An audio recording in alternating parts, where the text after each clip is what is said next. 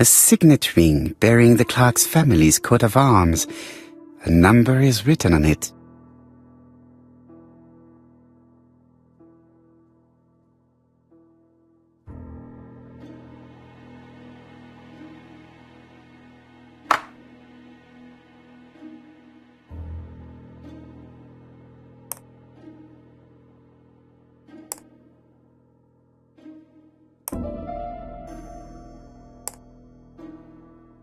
These documents are very likely going to help me for the rest of the inquiry.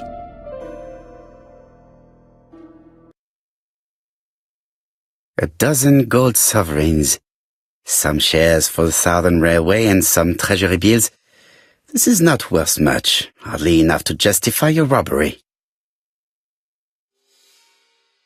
Sir Carmichael Clark, Comside, Churston, Devon, to Mr. Franklin Clark, Peninsula Hotel, Salisbury Road, Tsim Kowloon, Hong Kong. Comside, 1935, January the 12th. Dear Franklin, first, I wish you a good start to a successful new year.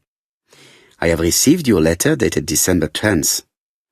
Thanks for defending my interest against Wang, this robber. Things could have got pretty bad if you weren't a real cold-blooded guy. I envy you for that.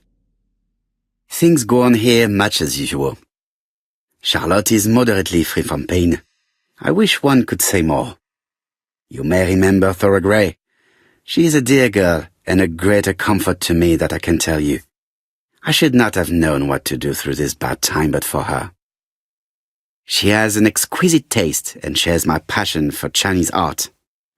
No daughter could be a closer or more sympathetic companion. Life has been difficult, but I am glad to feel that here she has a home and true affection. You wrote me you want to stay in China for 1 more year or even longer. I don't object.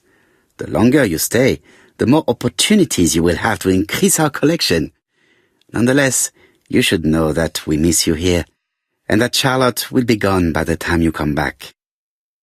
I am, dear Franklin, your truly affectionate brother. Eton College School Year, 1912-1913. Franklin Clark. School report for Franklin Clark.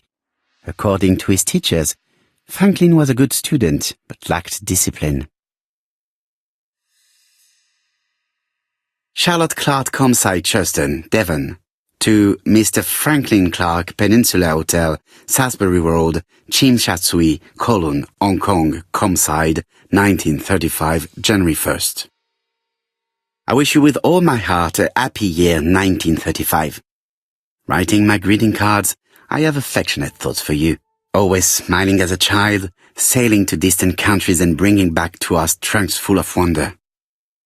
At home, everything annoys me, starting with this young Thora Sir Carmichael is so fond of. I have nobody to share my feelings with, so I write to you. How can I tell you what happens to me? The simplest way the better. I am doomed. I still have 1 year to live, no more. How do I know? I opened the secret drawer of Carmichael and read a letter not addressed to me. In this letter, Dr. Logan tells my husband in the most direct way the truth he conceals from me. So, I know. But my husband doesn't know I know. Please don't tell him. And if he shares the truth with you, act as you are surprised. Carl will probably speak in his usual convoluted way, but I wanted to be the first to announce it to you. It does matter to me that you are aware of what happens in Comside. Warm regards, Charlotte.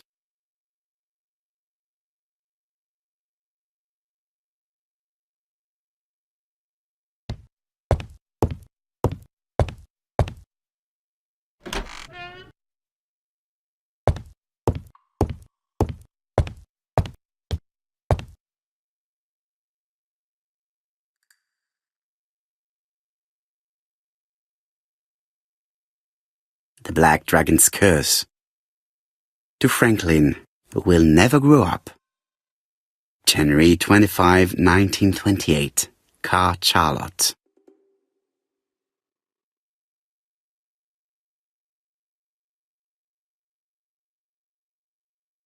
Miss Thorogray, Comside, Chuston, Devon. Arsenic trioxide thallium.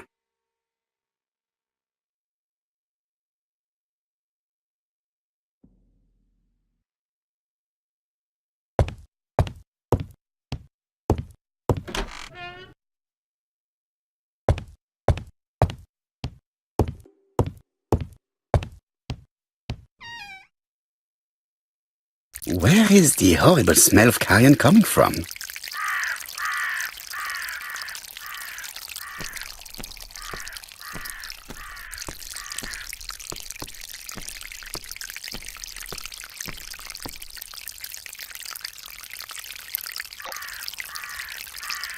Tut-tut! The gardener does not follow the alignment. There, that's better. It is symmetrical. Brown pellets.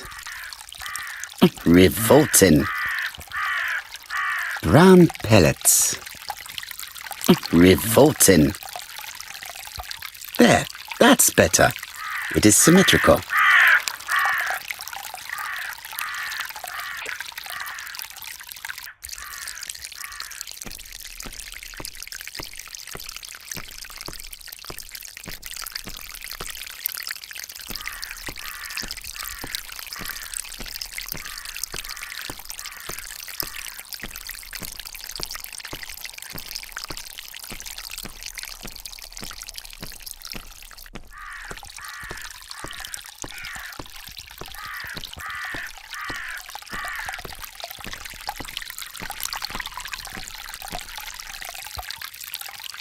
It was probably the gardener who lit this fire.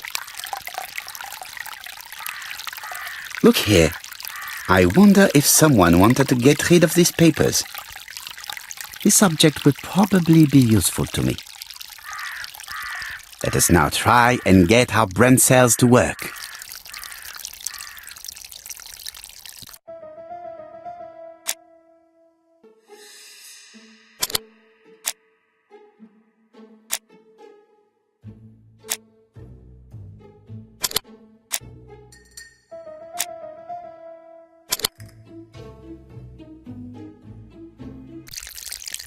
Everything that Thorogray has left behind comes from Sir Carmichael's collection.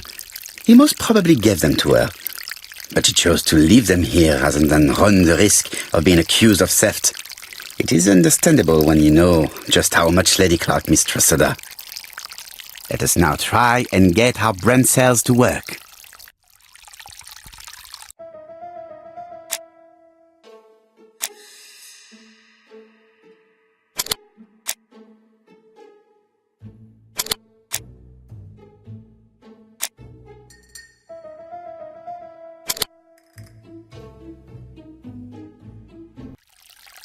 Thorogray had no reason to kill someone who only had a few months left to live.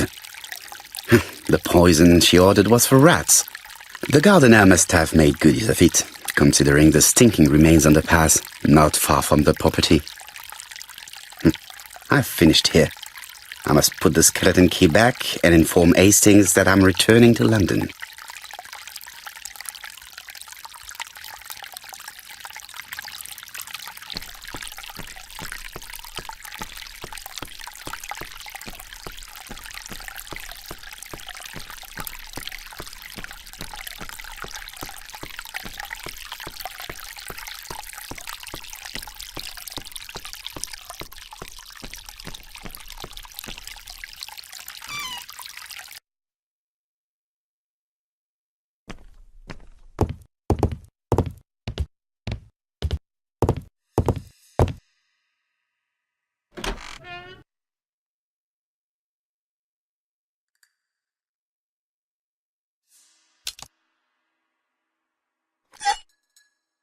Perfect. Nothing else is keeping me here.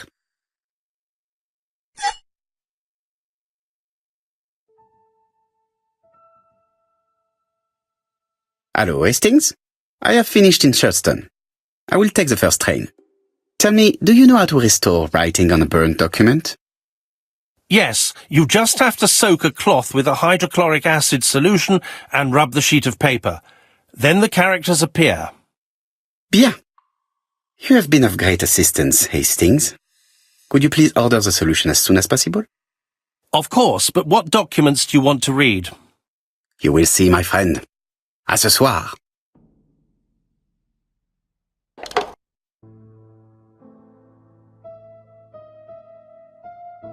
Donald Fraser is here. He insisted on waiting to see you.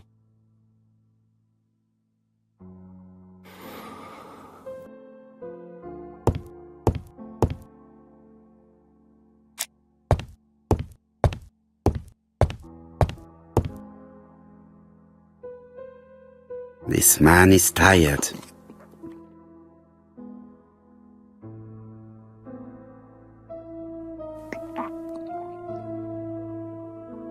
Donald is short of sleep, and it looks as if he didn't even bother to undress before going to bed.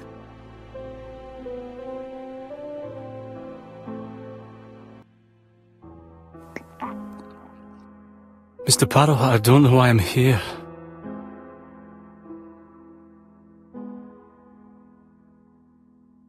You wanted to talk, and you came to find the only man capable of hearing you. Mr. Poirot, since Betty's death, I've doubts about myself. I don't know what to do. And I keep having a horrible dream 3 nights in a row.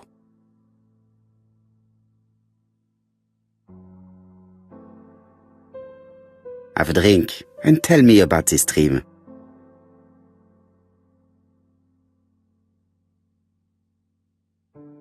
It's always the same. I'm on the beach with Betty. I grab her round the throat, and I squeeze, and squeeze until she's dead. Her head falls back, and I see that it's no longer Betty. It's Megan's face. Have you seen Megan Barnard recently? Yes, our grief has brought us together. I never really knew her before. She's really quite a remarkable girl. But I would never tell her about my dream. Why not? Is it her you are attacking in your dream? No, it's Betty. And once Betty is dead, it's Megan's face that appears in its place. Very interesting. Let us now try and get our brain cells to work.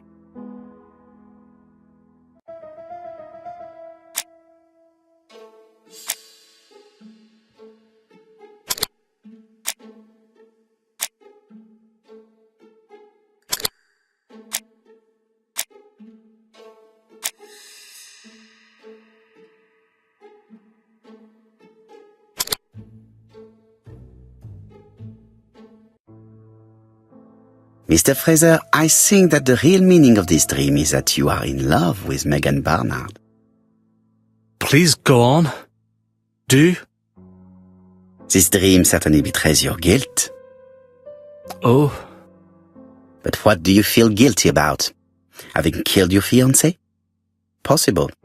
Or forgetting her very quickly for her sister? Certainly. And this forgetting is perceived as a second death. So you don't really think I was the one who killed Betty? I do not exclude this theory. I am simply saying that I do not need to know that fact to explain your dream and your guilt. Thank you for being frank, Mr. Poirot. You've helped me a great deal. I'm going back to Bexhill. I'll not take any more of your time up. It is late, Mr. Fraser, and you are tired. I'll sleep on the train. I like trains. It's easy to sleep rocked by the sound of the wheels. Poor boy, he seems completely lost. Well, women seem to like him. I think Megan will take care of him. Oh, I remember. Did you order the product I needed? Yes, we'll be receiving it tomorrow. Bien, it is late, and I asked Miss Gray to come tomorrow morning. I have a few questions I wish to ask her.